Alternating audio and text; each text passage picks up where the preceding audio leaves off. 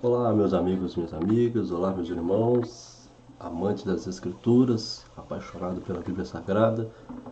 Que bom podermos estarmos mais uma vez aqui, no nosso canal, para juntos podermos conversar alguma coisa, a respeito da teologia, né, essa doutrina, esse estudo, esse tratado, acerca de Deus e aquilo que Deus tem a revelar para a gente. E para nós começarmos a receber essa revelação de Deus a nós, nós temos que começar aprendendo um pouco sobre a doutrina acerca das Escrituras Sagradas, comumente conhecida na teologia como bibliologia, ou o estudo da Bíblia, da palavra de Deus, do cano, daquilo que tem revelado para nós de forma escrita, a palavra de Deus que nós temos na nossa mão, como nós a temos hoje em dia. É muito bom ter você com a gente. Deus possa te abençoar tremendamente. Eu espero em Deus que este estudo possa de alguma forma ser relevante na sua vida, na sua casa, na sua família. Possa ser bênção para você, em nome de Jesus, eu desejo do nosso coração. Desde já quero agradecer a você que é inscrito no nosso canal. Você que ainda não é, se inscreva aí no nosso canal, ative aí o sininho, deixe aí o seu like, o seu comentário. Compartilhe também esse vídeo com demais pessoas, com seus amigos, com familiares. Que Deus possa te abençoar. Em nome de Jesus. Serão vídeos curtos, que o nosso intuito aqui é apenas, lançar um pouco de luz na sua mente, um pouco de fogo no seu coração, e esperamos que você possa aí se aprofundar ainda mais, no estudo da palavra de Deus, conhecer mais a Deus, aquilo que Deus tem, revelado através das Escrituras Sagradas, porque Jesus disse que viva-os na verdade, e a tua palavra ela é a verdade, Santifica-os na verdade. A tua palavra ela é a verdade. Toda a escritura ela é inspirada por Deus, Então nós vamos estudar um pouquinho dela, a doutrina aí acerca das escrituras. E aqui eu quero trazer uma coisa interessante que diz, Erasmus, de Sancérios, em 1501, ele diz uma coisa muito interessante que quando a palavra de Deus ela é negligenciada, a religião pura e verdadeira ela desaba, E quando ela desaba, ninguém pode, e nem será salvo. Então você vê aí que o valor que ele dá à palavra de Deus, às Escrituras Sagradas, a Bíblia Sagrada como nós a temos hoje, A Bíblia ela é a única regra, é a única base da doutrina cristã, Por isso se o conceito formulado, sobre as Escrituras ele for errado, todas as outras doutrinas serão aí afetadas de modo negativo, Daí percebe-se aí, nós vemos aí a importância, da concepção sadia das Escrituras Sagradas, Quando ela não é considerada de modo como exige, não pode servir de base, para a conservação da sã doutrina, Porque você sabe, nós temos uma sã doutrina e nós temos outras doutrinas por aí, que são nocivas, que são câncer, que estão aí gangrenas, que têm destruído, muitas e centenas e milhares de igrejas, milhares de vidas. Então você tem aquela bibliologia, sadia, e também você tem também uma bibliologia completamente distorcida, na verdade. Então, intimamente ligada à doutrina está o quê? A vida diária do cristão, O comportamento do crente, deve ser o quê? Um exemplo de doutrina posta o quê? Em prática no seu dia a dia, Portanto, se uma pessoa não tiver uma ideia correta acerca das escrituras, isso também o que influenciará o seu modo de andar, o seu modo de viver, o seu modo de olhar as coisas, a sua cosmovisão de mundo, também será afetada, se a pessoa não tiver uma ideia correta acerca das sagradas escrituras, A nossa vida ela é como um barco, Então ela vai guiando por essa vida, e modos errados e pecaminosos de pensar que não seja segundo as Escrituras, levam que a perdição, a ruína e a destruição. E é isso que Satanás tem feito hoje em dia sem muito esforço. Com efeito, a Bíblia, a Palavra de Deus, as Escrituras Sagradas, ela deve ser para mim e para você o quê? Um manual de padrões para o quê? Para a vida cotidiana. Se não for assim, o homem estará o quê? À mercê dos seus próprios modos errados e pecaminosos de pensar, os quais o que fatalmente, como diz um pouco antes, né, vai aí conduzir o quê? A uma ruína, a uma perdição eterna, né? E deve se lembrar que há pessoas, né, que apesar de professarem um conceito sadio a respeito das Escrituras, vivem em desacordo com isso, né? Então você vê que há um espaço, um hiato muito grande entre o que ela professa e aquilo que ela vive realmente, né? É claro que essas pessoas, elas envergonham o Evangelho de Cristo, né? E suas vidas espirituais são o quê? Um verdadeiro fracasso, né? Uma outra coisa interessante também para nós aqui é sobre a revelação, né? A revelação, ela é basicamente o que? O desvendamento de algo que era então desconhecido, né?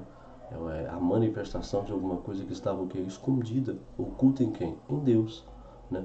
No contexto judaico-cristão, essa palavra, né, ela é usada para referir-se ao que? A comunicação que Deus faz, né, de si mesmo e da sua vontade ao homem, né?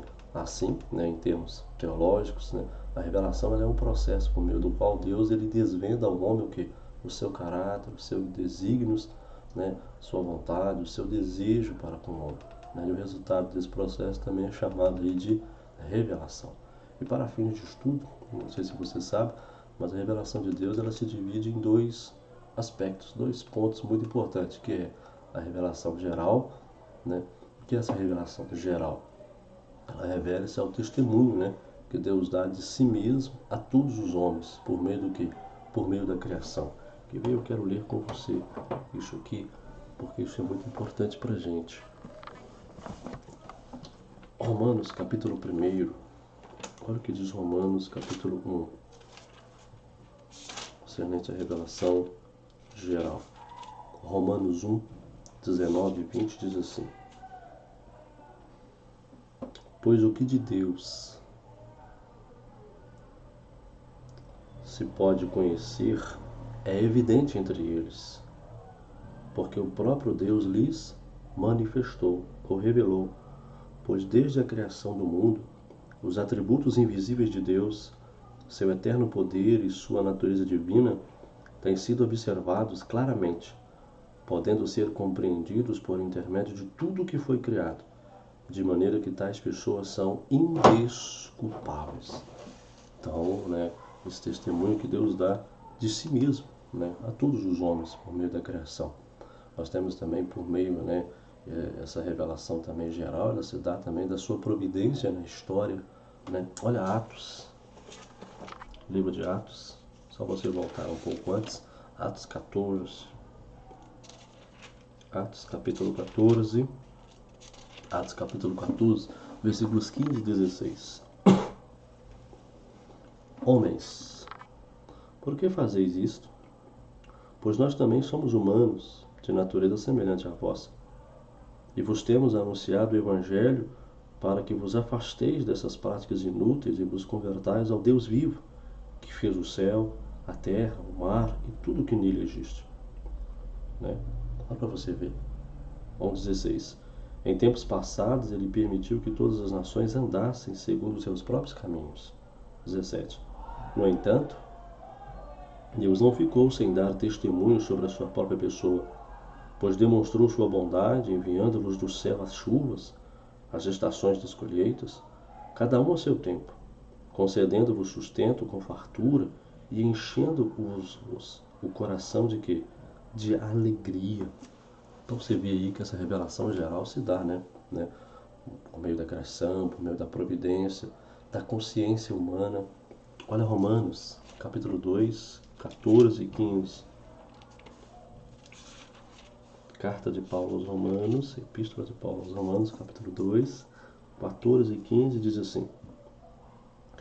Olha só, aqui no caso a revelação geral, né, da consciência humana, onde Deus se revela na consciência humana.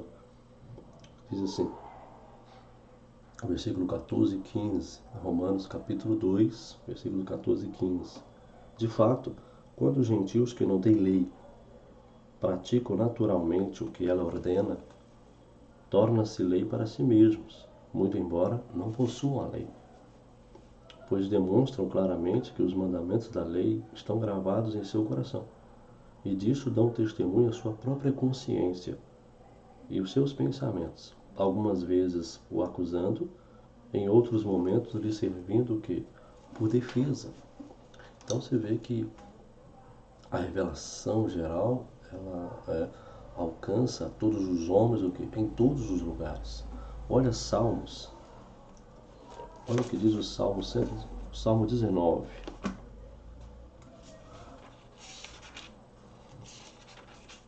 O Salmo 19, versículos 1 a 6, verso 1 a 6. Salmo 19, verso 1 a 6 diz assim: Os céus revelam a glória de Deus, o firmamento proclama a obra de suas mãos.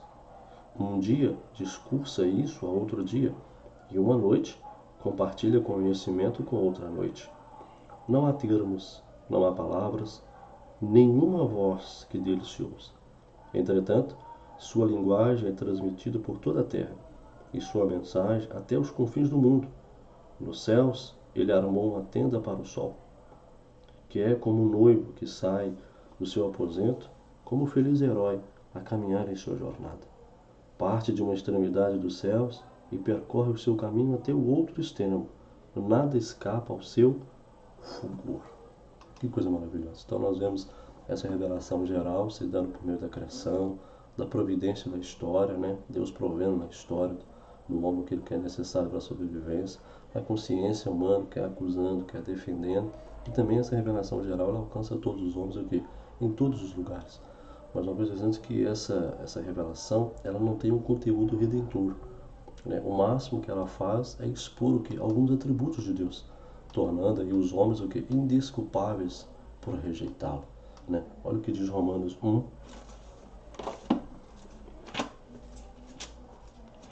Romanos capítulo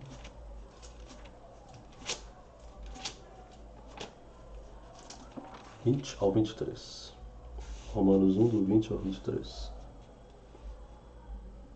Nós lemos, né?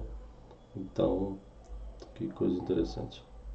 Pois desde a criação do mundo, seus atributos visíveis e invisíveis, seu eterno poder, a sua natureza divina, têm sido observados claramente, podendo ser compreendidos por intermédio de tudo que foi criado, de maneira que tais pessoas são o quê? Indesculpáveis. Então você vê aí que, porque eles acabam rejeitando essa revelação, né? Acabam rejeitando Deus Criador, né? Então vai adorar a vários outros deuses, né? Não o verdadeiro Deus, Criador dos céus e da terra.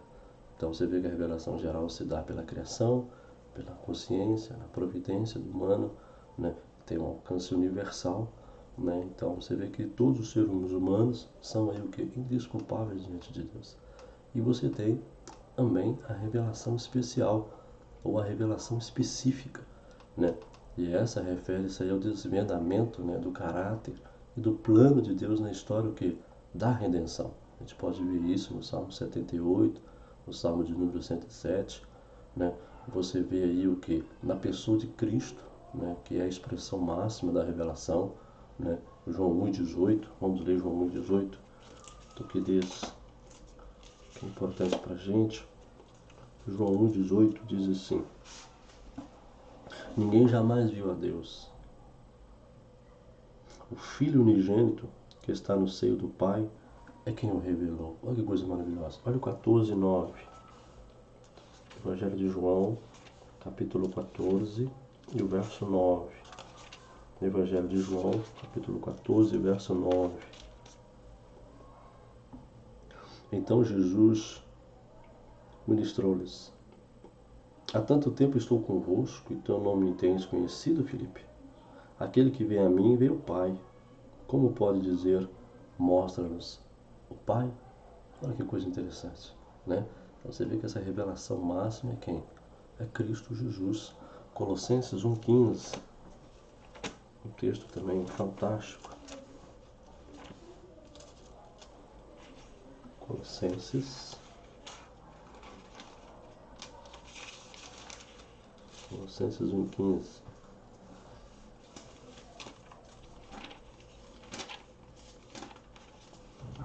Depois de Filipenses, Colossenses 1,15. Carta de Paulo aos Colossenses, capítulo 1, versículo 15.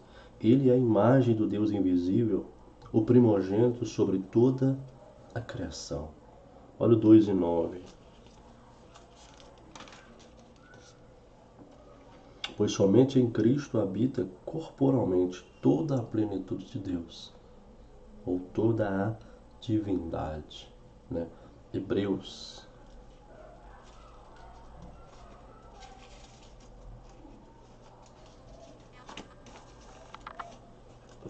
Timóteo, 2 Timóteo, Tito, Filemão, Hebreus. Hebreus capítulo 1, versículos 1 a 3 diz assim: Havendo Deus desde a antiguidade falado, em várias ocasiões e de muitas formas, aos nossos pais por intermédio dos profetas, nesses últimos tempos nos falou mediante seu Filho, a quem constituiu herdeiro de tudo o que existe, por meio de quem criou o universo. Ele, que é o resplendor da glória, a expressão exata do seu ser, sustentando tudo o que há pela palavra do seu poder. Depois de haver realizado a purificação dos pecados, ele assentou à direita da majestade nas alturas. E, por fim, essa revelação se dá também por meio das Escrituras Sagradas. 2 Timóteo 2, segunda carta de Paulo a Timóteo, capítulo 2. Segunda carta de Paulo a Timóteo, capítulo 2. Capítulo 3, versículo 16. Toda a Escritura é inspirada por Deus, proveitosa para ministrar a verdade, para repreender o mal, para corrigir os erros, para ensinar a maneira certa de viver. Segunda de Pedro.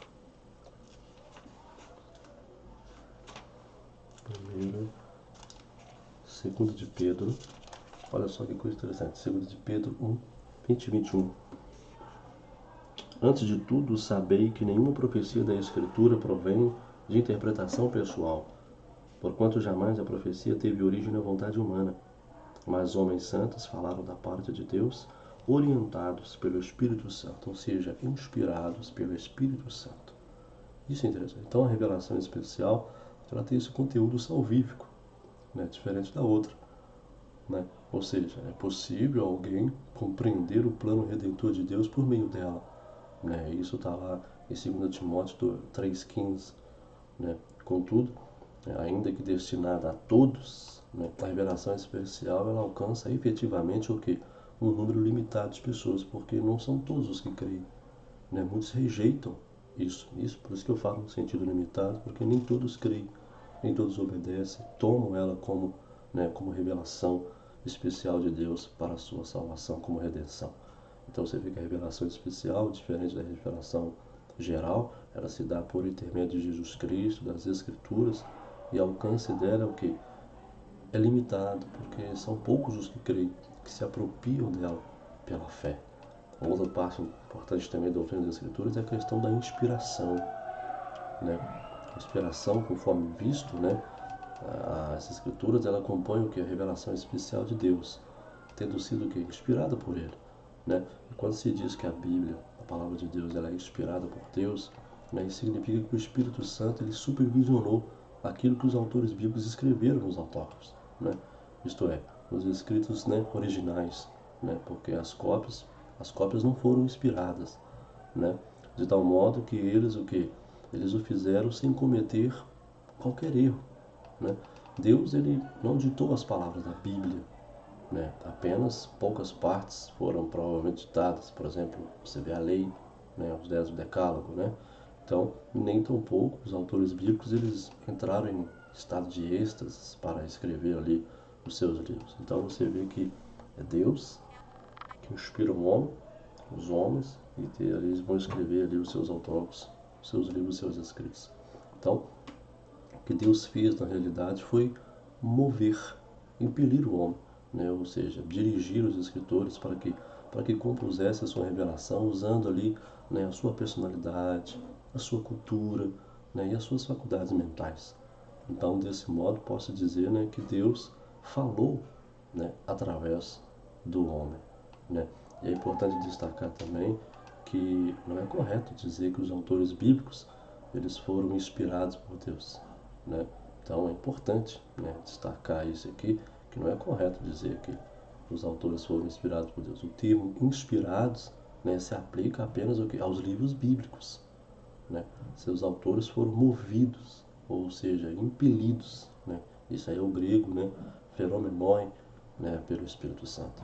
Né? Alguns textos bíblicos, para a gente ter base para isso, né? Por exemplo, Mateus capítulo 5, 18. Olha o que diz o Evangelho de Mateus.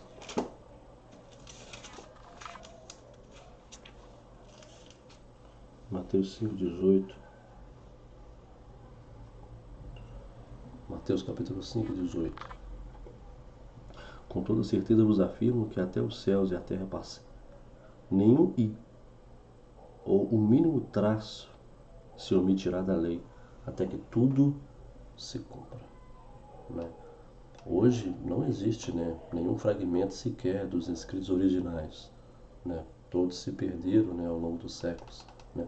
O que se tem até agora são aí cópias, né? A maioria delas preparada por homens zelosos e habilidosos, né? Para se chegar ao texto original, né, um trabalho científico, né, denominado aí de, se não me engano, de crítica textual, tem sido realizado nessas cópias, em fragmentos delas. Né? E graças, você pode ver isso, graças à ação de Deus em preservar a sua palavra, né, e os esforços da crítica textual, né, o conteúdo dos autógrafos, né, foi mantido acessível e com precisão praticamente total, o que você tem aí nas suas mãos. Então, por isso que o crente ele deve ter sempre em mente que a Bíblia, a palavra de Deus, ela, né, ela foi divinamente inspirada. E por ela ser divinamente inspirada, ela é inerrante, ou seja, não há erros na Bíblia, né? Seja no campo da ciência, seja na geografia, ou até mesmo da história ou da filosofia. Não há erro na Bíblia. Também ela é infalível por ser inspirada por Deus. Ela é inerrante, ela também ela é infalível. Né? O que a Bíblia ensina, o que as Escrituras ensinam, né, não conduz as pessoas para o erro. Né? Uma coisa interessante, uma frase uma vez, que ou a Bíblia te afasta do pecado, ou o pecado te afasta da Bíblia. Né? Nos caminhos, né, e soluções que prescreve, a palavra de Deus ela nunca falha. Né? De modo que a pessoa que obedece, ela pode caminhar segura, sabendo que está o quê? Seguindo um mapa que a leva na direção certa. Né? E ademais, as suas promessas e profecias, elas não falham. Né? O que ela diz acerca do amanhã, certamente se cumprirá. Porque diz a Bíblia que Deus não é homem para que minta, nem filho do homem para que se arrependa. Né? Então a palavra de Deus ela é fiel. Então você vê, ela é inspirada, ela é inerrante, ela é infalível e ela também ela é interpretável. Né? Além disso, né, uma vez que Deus a destinou às criaturas inteligentes, seres racionais, né, com o objetivo ali de lhes transmitir verdades essenciais, a Bíblia também ela é interpretável. Né? Então isso significa que há um sentido específico, não vários, como muita gente acha por aí, né, em cada porção do texto sagrado. Há ali, né, um sentido específico, né, o que o autor quer passar, aquilo que Deus queria que realmente estivesse ali, que o autor registrasse ali naquele momento. Né? Então, esse sentido ele pode ser descoberto por meio de emprego de regras normais que nós temos aí, né, por meio da hermenêutica, né, usadas inclusive aí pelo próprio Cristo. Né? É verdade que há textos difíceis, até o apóstolo Pedro vai falar isso, né? Há textos difíceis de se entender, mas isso não autoriza ninguém nem a dar o que foi escrito no sentido que acha mais conveniente, né? Distorcendo assim as escrituras, que infelizmente é o que a gente vê hoje em muitos dos nossos púlpitos, né? Antes, né, eu e você como leitor da palavra de Deus, como estudante, nós devemos buscar o que é o significado pretendido pelo autor sagrado, sabendo que esse significado é o que? É claro na maioria das vezes e compõe ali a mensagem do próprio Deus ao homem, para mim e para você. Né? Então, por ser inspirada, inerrante, infalível e interpretável, somente a Bíblia ela pode o que? Ensinar o que é correto acerca do Deus único e verdadeiro. Né? Então, assim, qualquer crença que rejeite a Bíblia jamais poderá o que? Levar o homem ao real conhecimento da divindade. Né? Sobre a questão da canonicidade, outro ponto importante também, né? Sempre inspirados por Deus, os livros da Bíblia são dotados de canonicidade. Né? O termo cânon, né, que vem do hebraico kané e do grego kanon, né, significa basicamente, né, vara de medir ou régua. Né? Com o tempo, essa palavra ela passou a ter um significado mais amplo, né, indicando também uma norma ou um padrão de qualquer natureza. Então, assim, quando se afirma que um livro ele é canônico, né, isso significa que ele deve ser usado como uma régua para medir a validade do que o homem crê e faz, né? E deve ficar bem claro que a canonicidade dos livros da Bíblia, né, não foi imposta por homens, né? O fato de Deus tê-los produzido usando ali o processo de inspiração visto acima, né, confere o que? A sua canonicidade. Porque ela é inspirada por Deus, ela não depende do homem ou de alguém ou alguma autoridade para dizer se é ou se não é, né? Então os homens simplesmente, né, reconheceram essa qualidade presente nos livros bíblicos, né, desde a sua produção, né? Aliás, né, mesmo os escritores bíblicos eles tinham consciência da autoridade de seus escritos, por ser o que? Revelação de Deus. E isso você pode ver, por exemplo, 2 Samuel 23. Abra comigo lá em 2 Samuel, né, que é o Antigo Testamento, né, segundo livro de Samuel, segundo livro do profeta Samuel, segundo livro do profeta Samuel, 23, segundo masculino, né, segundo livro do profeta Samuel, capítulo 23, o versículo 2 diz assim: o Espírito de Yahvé, ou o Espírito do Senhor, falou por meu intermédio. Sua palavra esteve em minha língua. Olha que coisa interessante. Primeira epístola, primeira carta de Paulo aos Coríntios. Vamos ver que diferença, né? Primeiro livro de Samuel, primeira carta de Paulo aos Coríntios. Primeira carta de Paulo aos Coríntios. Aqui já é no feminino, né? Primeira carta, no capítulo 2, e o versículo 13. 2:13 diz assim: sobre isso também pregamos, não com palavras ensinadas pelo saber humano, mas sim com palavras ministradas pelo Espírito, interpretando verdades espirituais para os que são o quê? Espirituais, né? Olha o capítulo 14.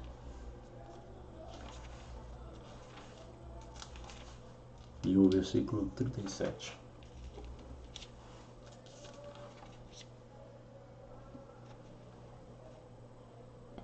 Se alguém se considera profeta ou espiritual, reconheça que o que vos escrevo são mandamentos de quem? Mandamentos do Senhor, não é?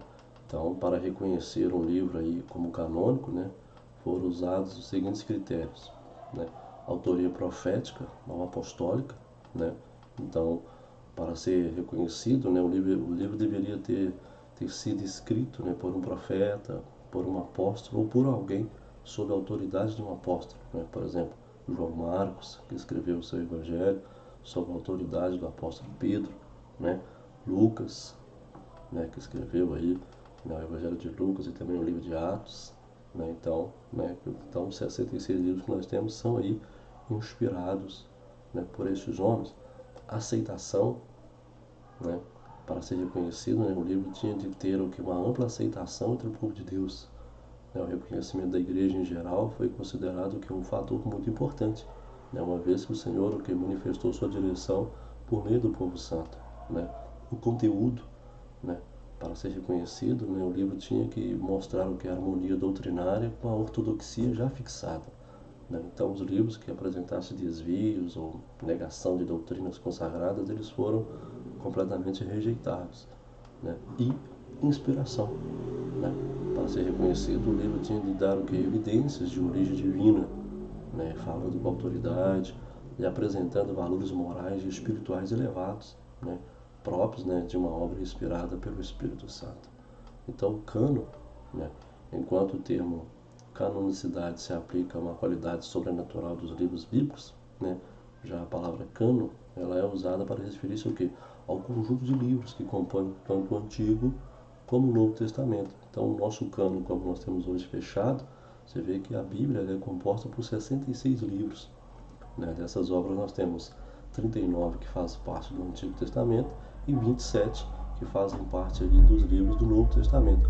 Então, os livros do Antigo Testamento são classificados da seguinte maneira: você tem, né, o Pentateuco, né, que é ali o livro de Gênesis, né, Êxodo, Levítico, Números, Deuteronômio, né, que são aí considerados os 5 livros escritos por Moisés. Você tem também os livros históricos, Josué, Juízes, Ruth, primeiro e segundo livro de Samuel, primeiro e segundo livro dos reis, né? Primeiro e segundo livro das crônicas, Esdras, Neemias, Esther. Você tem também os livros poéticos, né? O livro de Jó, Salmos, Provérbios, Eclesiastes, não confunda Eclesiastes com Eclesiástico, mas Eclesiastes e Cantares de Salomão, né? Os livros de Provérbios e Eclesiastes são também chamados de livros, né, sapienciais, né? E você tem também os livros proféticos, né? Você tem aí os 5 grandes profetas, né? Que é Isaías, Jeremias, Lamentações de Jeremias, Ezequiel, Daniel. Aí você tem os 12 profetas menores, Oséias, Joel, Amós, Obadias, Jonas, Miqueias, Naum, Abacuque, Sofonias, Ageu, Zacarias e o último aí que é Malaquias, né? Então você vê, né? Lamentações de Jeremias foi escrito numa forma de poesia, né? Mas não é sobre isso que nós vamos falar, vamos dar continuidade, né? Você vê, por exemplo, que quanto aos livros que fazem parte do cânon, né, do Novo Testamento, a sua classificação é o seguinte: são 27 livros. Você tem, né, os Evangelhos, que é o que? Mateus, Marcos, Lucas e João. Você tem o livro histórico, né, que é o Atos dos Apóstolos. Você tem as epístolas paulinas, né, Romanos, né, primeira e segunda carta aos Coríntios, Gálatas, Efésios, Filipenses, Colossenses, primeira e segunda Tessalonicenses, primeira e segunda Timóteo, Tito, Filemão. Você tem as epístolas gerais endereçadas a todos, né? Hebreus, Tiago, primeira e segunda Pedro, primeira, segunda e terceira João e Judas. E você tem também um livro, né, profético, que é o livro da Revelação, o Apocalipse, né? O judaísmo ortodoxo ele não aceita os livros do Novo Testamento, né? Já o catolicismo romano, né, desde o Concílio de Trento, em 1545, ele recepciona os livros apócrifos, que são 13 obras, né, incluindo aí fragmentos de livros escritos durante a época do Império Grego, né, também chamado de período interbíblico, né, e que não são reconhecidos nem pelo judaísmo e nem pelo protestantismo, né. O termo apócrifo, né, significa oculto, né, e os livros sobre essa designação são, você tem primeiro e segundo Esdras, Tobias, Judite. Nós temos ali adições ao livro de Daniel, né? Você tem o Salmo de Azarias, o Cântico dos Três Jovens, a história de Susana, a história de Bel e o Dragão, né? Você tem adições ao livro de Esther, você tem a oração de Manassés, você tem ali a Epístola de Jeremias, né? Baruque, né? Eclesiástico, né? Que é o livro de Siraque, né? Você tem Sabedoria de Salomão, né? Primeiro e segundo Macabeus, né? E alguns manuscritos da Septuaginta incluem, né, terceiro e quarto Macabeus e os Salmos de Salomão, né? Então você vê que, né, isso aconteceu logo após a Reforma, porque era uma contra-reforma, né? Porque até a Reforma ela reconhecia apenas os 66 livros, mas como a Igreja Católica Romana ela queria, né, validar as suas doutrinas, né, o papado, a mariolatria, né, outras coisas mais que eles queriam, né, ter ali base para, né, validar suas doutrinas. No Concílio de Trento, né, que é um concílio contra a reforma, em 1545, eles então adotam mais livros, levando aí para 73, né. Então, né, você vê que o livro católico romano ele tem 73 livros. Já o cano protestante que nós utilizamos tem 66, né? Para o catolicismo, a autoridade máxima é o Papa. A nossa é a palavra de Deus. Então, para o catolicismo, tanto o Papa como a Bíblia estão no mesmo patamar. Muitas vezes o Papa ele tem muito mais autoridade do que a palavra de Deus, né? Então, para isso, né? E se vê também o que? A concepção de Jesus acerca das Escrituras, ele foi muito explícito nisso, né? Jesus ele expressou uma concepção assim, extremamente elevada das Escrituras, né? No tocante a isso, os evangelhos mostram isso, não é? Jesus ele usou as escrituras o quê? Para repudiar as tentações de Satanás. Né? Quando ele faz isso, né? Quando ele é tentado por Satanás ali no deserto, ele vai utilizar o quê? A palavra de Deus. Né? Jesus também ele realçou que a perenidade da lei mosaica e dos profetas, segundo o que está escrito na lei e nos profetas, né? Tornando-se os escritos o quê? Comparáveis o quê? Às suas próprias palavras. Porque de mim falaram os profetas e a lei e elas testificam de mim, disse Jesus. Né? Jesus também ele destacou que o testemunho de todo o Antigo Testamento, que acerca dele, o que se cumpriria. Né? Jesus ele aprovou a visão de que nas Escrituras se encontrava o que? Vida eterna, porque ele diz o que? Que são elas que testificam de quem? Testificam de mim. Né? Jesus ele afirmou que o Espírito Santo falou através dos autores bíblicos. Né? Jesus aceitou a historicidade de eventos bíblicos, né? Consideráveis, né? Inquestionáveis aí na atualidade, né? Sobre Jonas e outros fatos mais que tem. Né? Jesus defendeu que a inerrância, né? Talvez até mesmo a integridade, né? Das Escrituras, dizendo que ela não pode ser o que? Desmembrada.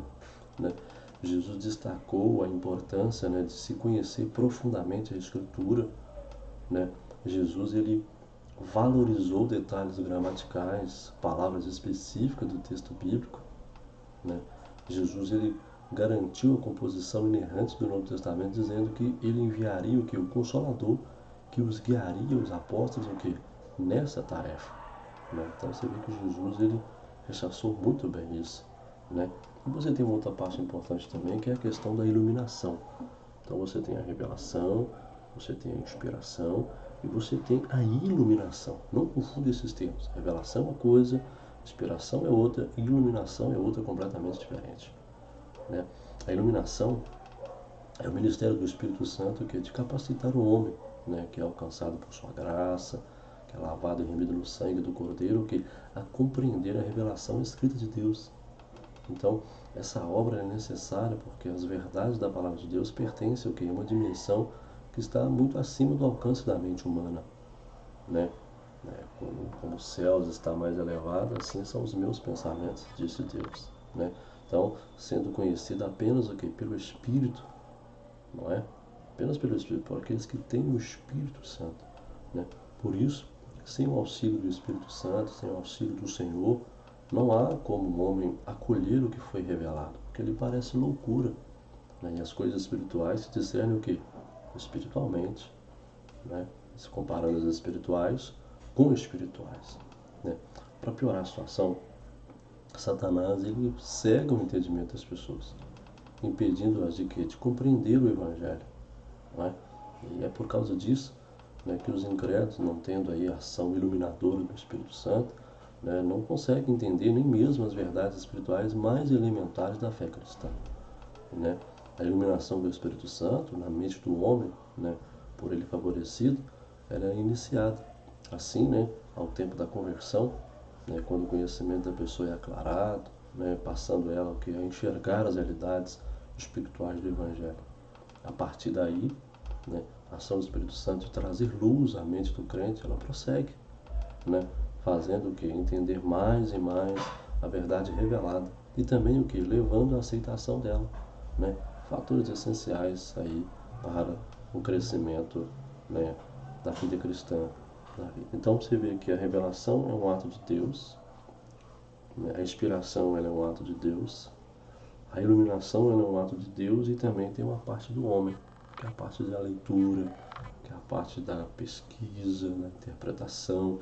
Aí o Espírito Santo vai iluminando, vai trazendo luz a certas passagens das Escrituras. É muito normal você ver uma pessoa ministrando a palavra e você pensa, pô, eu nunca vi dessa forma. Né? Eu sempre vi assim, aí vem um pregador, um pastor ministrar, ensinar, e você fala, pô, mas irmão, que bacana. Então ele vai juntando o que você sabe com o que o outro sabe, e o Espírito Santo vai abrindo, vai iluminando cada vez mais, e você vai tendo uma maior compreensão, amplitude do que o texto sagrado tem a ensinar para mim e para você. Isso é iluminação. Então quando o pregador está ensinando, o pastor está ensinando, ele não está inspirado, ele está sendo iluminado. Né? Porque se ele fosse inspirado, então teria que ser escrito tudo aquilo que ele estava falando, ele teria que se inscrever. porque Deus o estava inspirando, então eu teria que escrever aquilo ali e colocar aqui, né, completar a nossa Bíblia. Mas não, ele está sendo, naquele momento, ele está sendo iluminado pelo Espírito Santo de Deus. Por isso que nós estudamos a palavra de Deus, por isso que eu e você estamos aqui, para aprender a palavra de Deus. E quanto a isso, nós devemos tomar muito cuidado, né, porque tem um veneno muito mortífero nos nossos dias, que é o liberalismo teológico. O liberalismo teológico, ele ensina que a revelação de Deus acontece por meio de fatos que se situam dentro da ordem natural das coisas, né?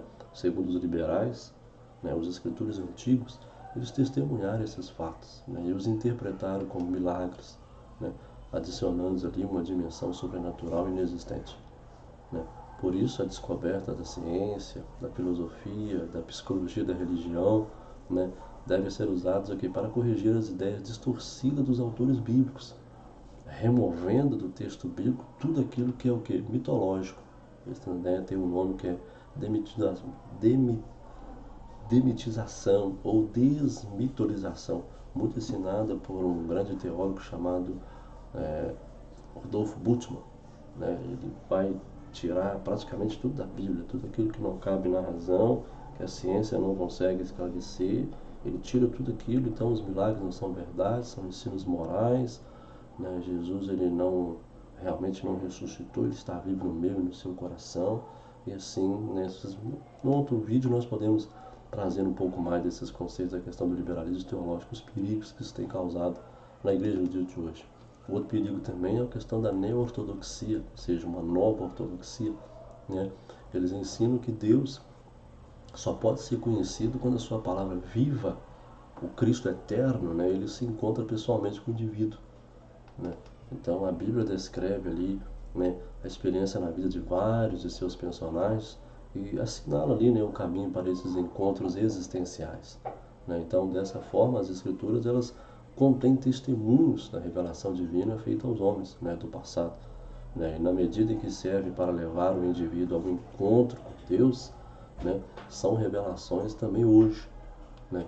Então há sim dois momentos de revelação, né? Um no passado, que são as experiências registradas na Bíblia, e você tem um presente, né? Desde que lendo a Bíblia o homem tem o que? Um encontro com Deus. Então se essa palavra falou comigo hoje, então ela é revelada. Se amanhã a mesma passagem não falar comigo, ela já não é revelada. Por quê? Quem dá um aval se ela é revelada ou não sou eu, né? Se eu tenho uma experiência com a palavra, se ela falou comigo hoje, aquilo foi um encontro que eu tive com Deus. Se amanhã eu ler novamente e eu não sentir nada, então ela não é a palavra de Deus. Então quem dá o aval se ela é ou não a revelação de Deus sou eu, né? Porque aquilo que ela faz comigo é isso que eu vou dar que ela é a palavra de Deus. Olha o perigo que isso é, né? E a Bíblia, irmãos, fechada ou aberta, ela é a palavra de Deus. Ela não depende nem de mim nem de você para nada. Ela é a palavra de Deus, né?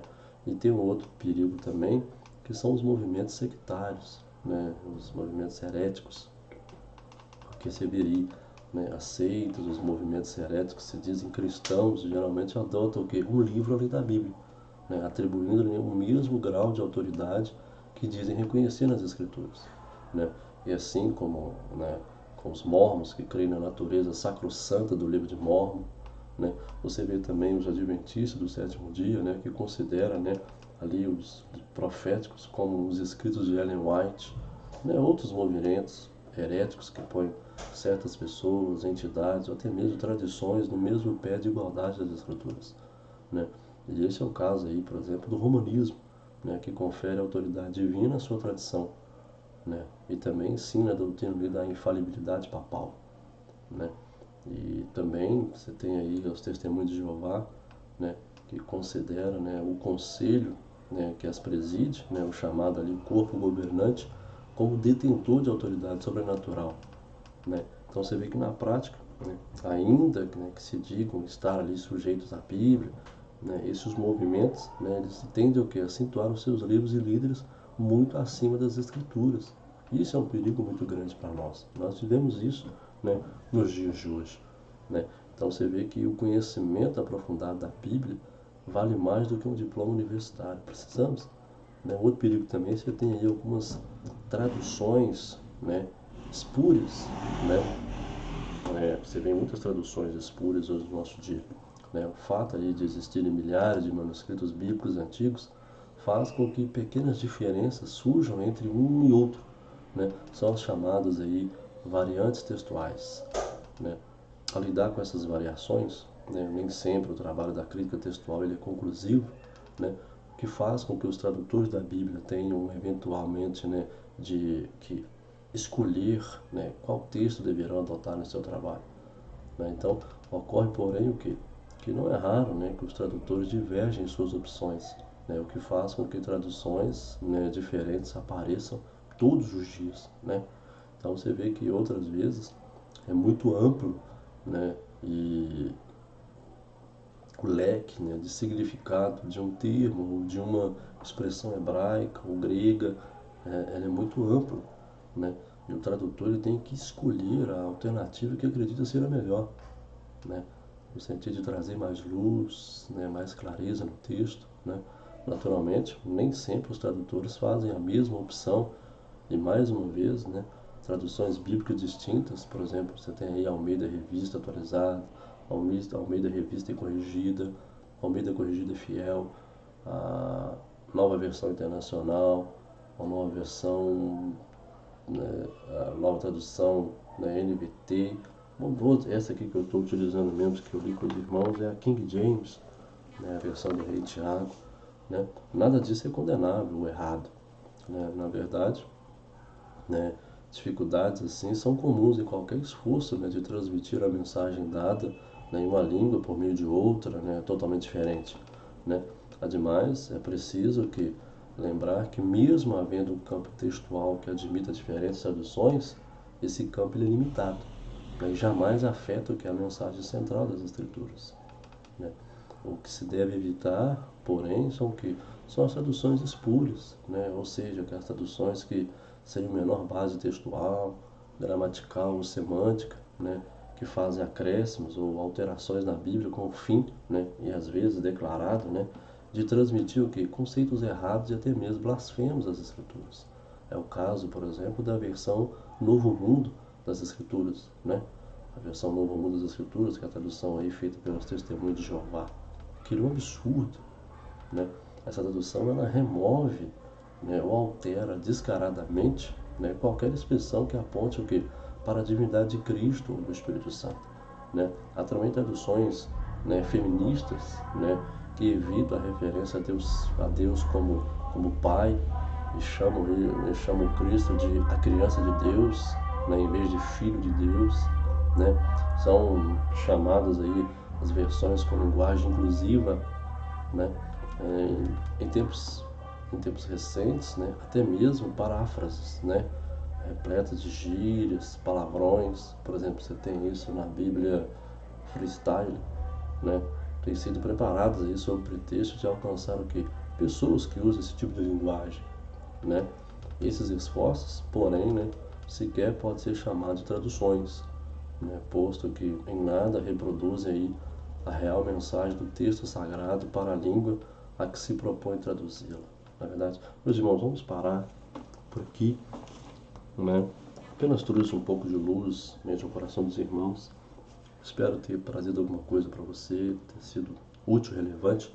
Deus possa te abençoar tremendamente. Viu? Que Deus abençoe a sua vida, a sua casa, a sua família.